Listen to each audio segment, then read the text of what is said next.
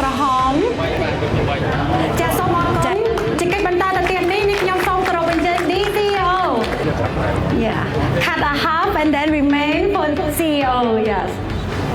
okay thank you DCO ចាបន្ទាប់នឹងជាចុងក្រោយចាសូមអញ្ជើញលោកប្រធាននាយកប្រតិបត្តិទៅចែកចាយផ្ដល់ជាកិត្តិយសកាត់ខ្សែបបង្ហើយចាសូមក្រុមការងារត្រៀម